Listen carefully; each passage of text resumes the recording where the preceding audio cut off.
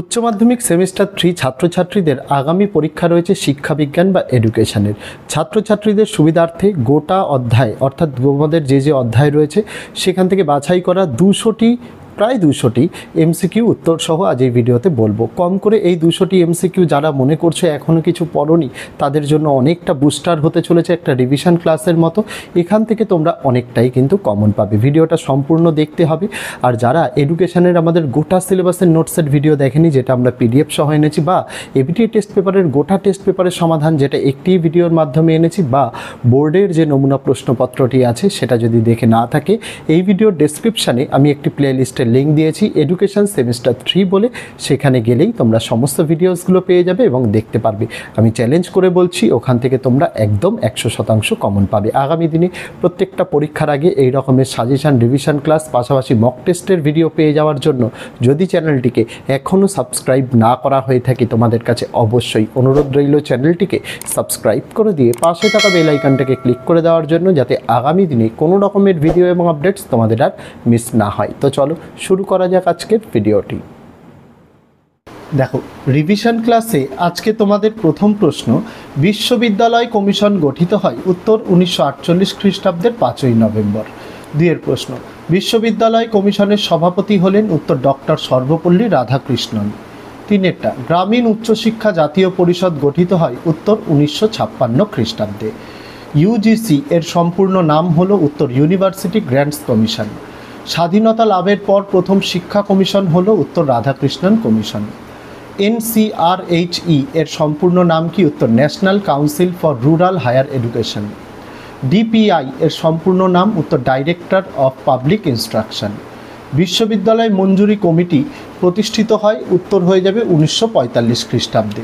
তারপর বিশ্ববিদ্যালয় মঞ্জুরি কমিশন বা ইউজিসি প্রতিষ্ঠিত হয় উত্তর 1953 খ্রিস্টাব্দে। কোন কমিশনের সুপারিশে বিদ্যালয় মঞ্জুরি কমিশন প্রতিষ্ঠিত হয়? উত্তর রাধাকৃষ্ণন কমিশন। প্রথম কোন কমিশনে ত্রিভাষা সূত্রের কথা বলা হয়েছিল? উত্তর রাধাকৃষ্ণন কমিশনে। বিশ্ববিদ্যালয় শিক্ষা কমিশনের সম্পাদক ছিলেন উত্তর ডক্টর এন.কে সিদ্ধান্ত। মুদালিয়ার কমিশনের সুপারিশ প্রকাশিত হয় উত্তর 1953 খ্রিস্টাব্দের 24শে আগস্ট। মাধ্যমিক শিক্ষা কমিশনের সভাপতি ছিলেন উত্তর ডক্টর লক্ষণস্বামী মুদালিয়ার। মাধ্যমিক শিক্ষা কমিশনের সম্পাদক ছিলেন উত্তর ডক্টর অনাথনাথ বসু। মাধ্যমিক শিক্ষা কমিশনের অপর নাম কি? উত্তর মুদালিয়ার কমিশন। মাধ্যমিক শিক্ষা কমিশন গঠিত হয় উত্তর 23শে সেপ্টেম্বর 1952 খ্রিস্টাব্দে। মাধ্যমিক শিক্ষা কমিশনের সুপারিশের পৃষ্ঠা সংখ্যা হল উত্তর 311টি। সিএবিই এর সম্পূর্ণ নাম central advisory board of education. Mudaliar কমিশনের একজন ভারতীয় সদস্য হলেন উত্তর শ্রীমতী হংসরাজ মেহতা। মুদালিয়ার কমিশনে একজন বিদেশি সদস্য হলেন উত্তর জন ক্রিস্টি। মুদালিয়ার কমিশনের সদস্য সংখ্যা হল উত্তর 10 জন। এসএবিই এর সম্পূর্ণ নাম state advisory board of education. সিএবিইতেও একই, শুধু এস দিয়ে স্টেট, সি দিয়ে সেন্ট্রাল। তারপর এআইসিটিই এর সম্পূর্ণ নাম হলো উত্তর all India council for technical education. CRC এর সম্পূর্ণ নাম উত্তর cumulative record card. Mudaliar commission অপর যে নামে পরিচিত তা হলো উত্তর মাধ্যমিক শিক্ষা কমিশন। এনসিসি এর সম্পূর্ণ নাম কি? উত্তর ন্যাশনাল ক্যাডেট কর্পস। কোঠারি কমিশনের মতে শিক্ষা কাঠামোটি হল উত্তর 10+2+3+2। ভারতীয় শিক্ষা কমিশনের অপর নাম হল উত্তর কোঠারি কমিশন। কোঠারি কমিশন মোট কতজন সদস্য নিয়ে গঠিত? উত্তর 17 জন। কোঠারি কমিশনের রিপোর্টটি প্রকাশিত হয় উত্তর 1966 খ্রিস্টাব্দের জুন মাসে। কোঠারি কমিশনে কতজন ভারতীয় সদস্য ছিল? উত্তর 10 জন। কোঠারি কমিশনের সভাপতি হলেন উত্তর ডিএস কোঠারি। কোঠারি কমিশনের বিদেশি সদস্য সংখ্যা হল উত্তর 7 জন। কোন কমিশন প্রতিটি রাজ্যে রাজ্য শিক্ষা পরিষদ গঠনের সুপারিশ করেছেন? উত্তর কোঠারি কমিশন। স্কুল কমপ্লেক্স বা বিদ্যালয় গুচ্ছ গঠনের সুপারিশ করা হয় উত্তর কোঠারি কমিশনে। কোঠারি কমিশনের মূল রিপোর্ট ছিল উত্তর 489 পৃষ্ঠার। কারিগরি শিক্ষার সঙ্গে সম্পর্কিত একটি সংস্থা হলো উত্তর এআইসিটিই। ভারতীয় শিক্ষা কমিশন গঠিত হয় উত্তর 1964 খ্রিস্টাব্দে। 1986 খ্রিস্টাব্দের জাতীয় শিক্ষানীতিতে কয়টি অংশ আছে? উত্তর 12টি।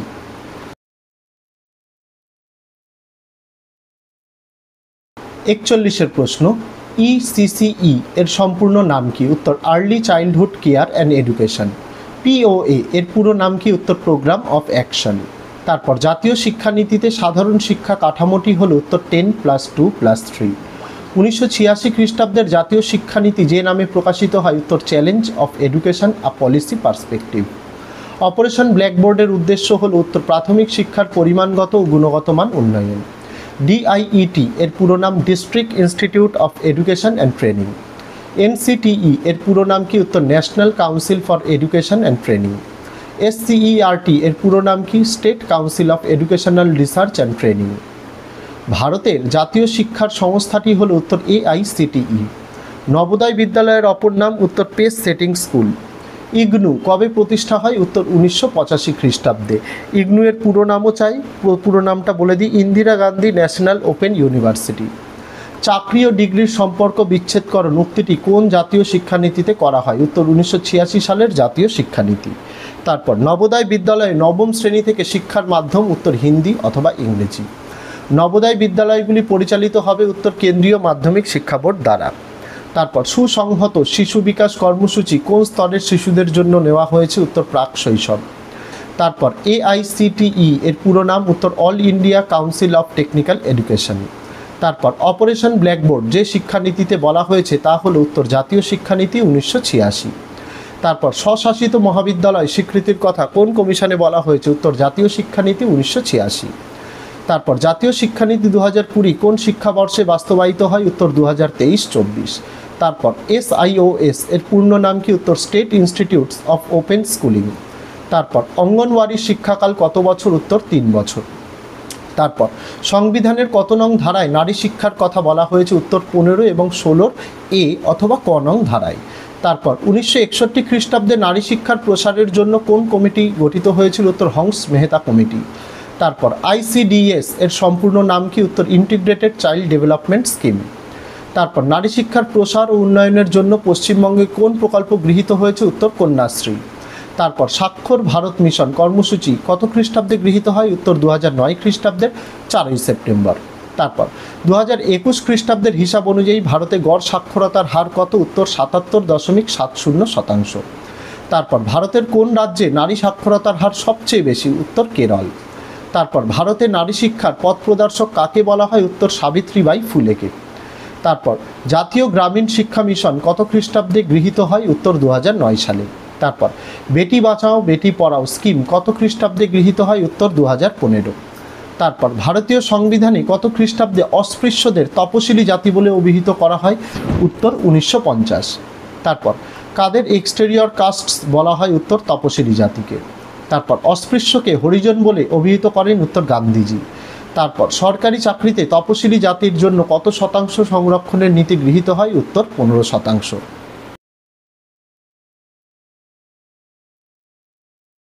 তারপরের প্রশ্ন, ভারতীয় সংবিধানের কত নং ধারায় তপশিলি জাতি, তপশিলি উপজাতি এবং অন্যান্য অনগ্রসর সম্প্রদায়ের অর্থনৈতিক শিক্ষা ও সামাজিক অবিচার ও শোষণের হাত থেকে রক্ষা করবে উত্তর 46 নং। তারপর কার সভাপতিত্বে তপশিলি জাতি ও তপশিলি উপজাতিদের শিক্ষার জন্য কমিটি গঠিত হয়েছিল উত্তর ইউএন ধেবর। তারপর কত খ্রিস্টাব্দে জাতীয় অনগ্রসর শ্রেণী আইন তৈরি হয় উত্তর 1993। তারপর ওবিসি এর সম্পূর্ণ নাম কি উত্তর আদার ব্যাকওয়ার্ড ক্লাসেস।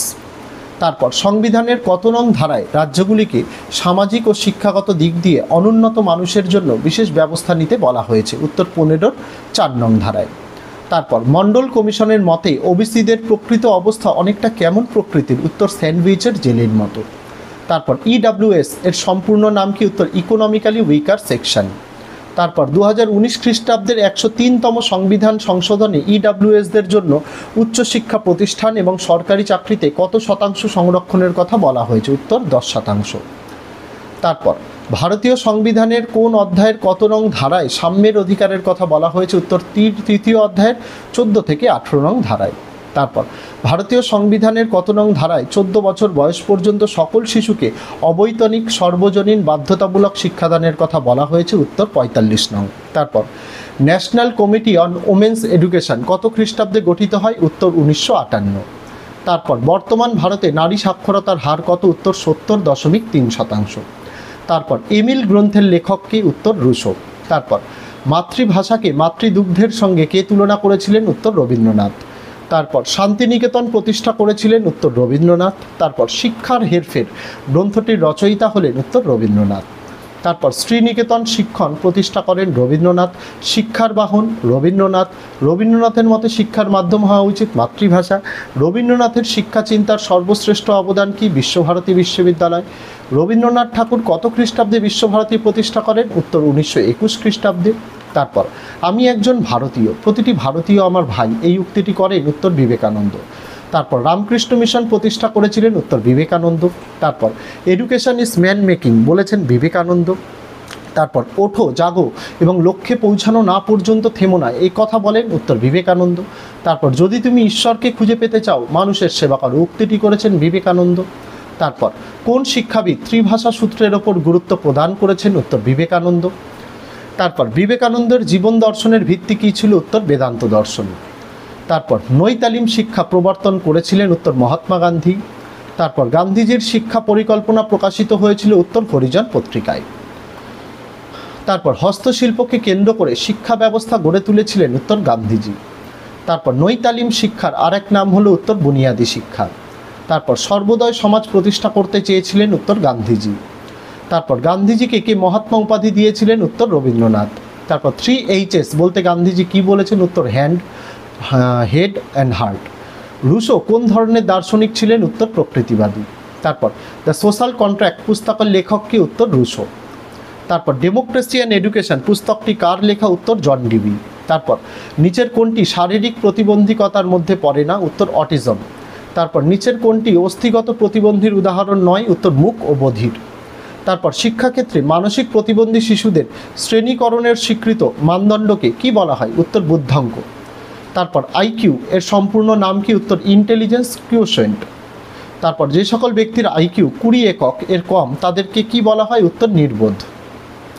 তারপর উচ্চারণ ক্ষমতা বিকাশে অক্ষমতা কোন ধরনের চিকিৎসার মাধ্যমে অনেকটাই সমাধান করা যায়? উত্তর স্পিচ থেরাপি। তারপর কোনো শিশুকে তার নাম জিজ্ঞাসা করলে উত্তর দেয় না, এটি কোন ধরনের অক্ষমতা? উত্তর ভাষা অনুধাবনে অক্ষমতা। তারপর শিশুর পঠন এবং ভাষাগত শিখন প্রতিবন্ধকতাকে কি বলা হয়? উত্তর পঠনগত অক্ষমতা। তারপর অটিজম কত প্রকার? উত্তর 3 প্রকার। তারপর আমেরিকার মনোবিজ্ঞানীদের মতে শিশুর বুদ্ধাঙ্ক কত বেশি হলে তাকে বুদ্ধিদীপ্ত শিশু বলা হয়? উত্তর 137 আইকিউ। তারপর WHO দৃষ্টি প্রতিবন্ধীদের কয়টি শ্রেণীতে ভাগ করেছেন? উত্তর 2টি। তারপর মনোবিদ লোয়েনফেল্ড দৃষ্টি প্রতিবন্ধী শিশুদের কয়টি ভাগে ভাগ করেছেন? উত্তর 4টি। তারপর উচ্চমাত্রার শ্রবণ প্রতিবন্ধকতার মাত্রা কত? উত্তর 71 ডেসিবেল থেকে 90 ডেসিবেল। তারপর বিভিন্নতরভাবে সক্ষম শিশুদের শিক্ষা সহায়ক উপকরণ হলো উত্তর টকিং বুক। তারপর মনোবিদ লোয়েনফেল্ড দৃষ্টি প্রতিবন্ধী শিশুকে কয়টি শ্রেণীতে ভাগ করেছেন? উত্তর 4টি। তারপর মেন্টাল ম্যাপ ব্যবহার করা হয় কাদের শিক্ষার জন্য? উত্তর দৃষ্টিহীনদের। তারপর ব্রেইল পদ্ধতির প্রবর্তন কে করেন? উত্তর লুই ব্রেইল। তারপর 1950 খ্রিস্টাব্দে কোন আন্তর্জাতিক সংস্থা পৃথিবীর বিভিন্ন ভাষার ব্রেইল পদ্ধতি প্রবর্তনের ব্যবস্থা করেন? উত্তর ইউনেস্কো। তারপর ব্রেইল পদ্ধতি চালু হয় কত খ্রিস্টাব্দে? উত্তর 1829 খ্রিস্টাব্দে। তারপর ব্রেইল পড়ার নিয়ম কি? উত্তর বাম থেকে ডান দিক। তারপর প্রতিটি ব্রেইল কোষ কতগুলি ডট নিয়ে গঠিত? উত্তর 6টি। তারপর আমাদের দেশে কোন দিনটিকে প্রতিবন্ধী দিবস হিসেবে পালন করা হয়? উত্তর 15ই মার্চ। তারপর দৃষ্টি প্রতিবন্ধী শিশুর শিক্ষা পদ্ধতি নিচের কোনটি? উত্তর ব্রেইল পদ্ধতি। তারপর অন্ধ শিশুদের শিক্ষার সমস্যা নিচের কোনটি? উত্তর হীনমন্যতা। তারপর ভারতের কত খ্রিস্টাব্দে অন্ধ শিশুদের জন্য নিয়ন্ত্রিত শিক্ষা শুরু হয়? উত্তর 1943 খ্রিস্টাব্দে। তারপর প্রতিবন্ধী শিশুদের শিক্ষার অধিকার কোন সম্মেলনে গৃহীত হয়? উত্তর 1949 খ্রিস্টাব্দে আন্তর্জাতিক সম্মেলনে। তারপর অ্যাবাকাস কোন বিষয়ে শিক্ষার উপকরণ? উত্তর গণিত। তারপর মূক ও বধিরদের শিক্ষা পদ্ধতি কোনটি? উত্তর ওষ্ঠপঠন। তারপর সঞ্চালনমূলক পদ্ধতির প্রবর্তক কি? উত্তর শিক্ষাবিদ পিরিয়ার। তারপর স্বল্প মাত্রার শ্রবণ প্রতিবন্ধী হলো উত্তর 40 ডেসিবেল থেকে 55 ডেসিবেল। তারপর শ্রবণ প্রতিবন্ধী শিশুর শিক্ষা পদ্ধতি নিচের কোনটি? উত্তর ওষ্ঠপঠন। তারপর কোন ধরনের প্রতিবন্ধীদের জন্য কর পল্লবী পদ্ধতি ব্যবহার করা হয়? উত্তর মূক ও বধির। তারপর ভারতবর্ষে কত খ্রিস্টাব্দে সর্বপ্রথম মূক ও বধিরদের জন্য বিদ্যালয় প্রতিষ্ঠা হয়? উত্তর 1884 খ্রিস্টাব্দে। তারপর অক্টেভ ব্যান্ড নামক যন্ত্রের সাহায্যে কি পরিমাপ করা হয়? উত্তর বধিরত্ব। তারপর মৌখিক পদ্ধতির কে প্রবর্তন করেন? উত্তর জোয়ান পাবলো বনে। অটিজম শব্দটি কোন গ্রিক শব্দ থেকে এসেছে? উত্তর অটোস। তারপর শিখন অক্ষম শিশুদের শিক্ষা কর্মসূচিকে বাস্তবায়নের প্রথম ধাপটির নাম কি? উত্তর শনাক্তকরণ। তারপর মন্টেসরির উত্তরসূরি কে ছিলেন? উত্তর পিঁয়াজে। তারপর একটি স্পর্শভিত্তিক পাঠের পদ্ধতি হলো ব্রেইন। 153 বিশ্ব প্রতিবন্ধী দিবস কোন তারিখে পালিত হয়? উত্তর 3 ডিসেম্বর। তারপর কোন শিক্ষাবিদ সাধারণ শিক্ষা শ্রেণীকক্ষে প্রতিবন্ধী শিশুদের অন্তর্ভুক্তির ওপর জোর দিয়েছিলেন? উত্তর মারিয়া মন্তেসরি। তারপর প্রতিবন্ধী শিশুদের সাধারণ শিশুদের সঙ্গে রেখেই শিক্ষাদানের যে পদ্ধতি তাই হলো অন্তর্ভুক্তিমূলক শিক্ষা। তারপর অন্তর্ভুক্তিমূলক সমাজ গঠনে নিয়ন্ত্রিত সংস্থার মধ্যে প্রধান হলো উত্তর শিক্ষা প্রতিষ্ঠান। তারপর অন্তর্ভুক্তিমূলক সমাজ গঠনে অনিয়ন্ত্রিত শিক্ষার সংস্থা হলো স্বেচ্ছাসেবী সংস্থা। তারপর অন্তর্ভুক্তিমূলক শিক্ষার মাধ্যমে শিক্ষায় কোন ধরনের সুযোগ প্রতিষ্ঠা হয়? উত্তর সমসুযোগ। তারপর অন্তর্ভুক্তিমূলক সমাজ গঠনে নিয়ন্ত্রিত সংস্থা কোনটি? উত্তর রাষ্ট্র।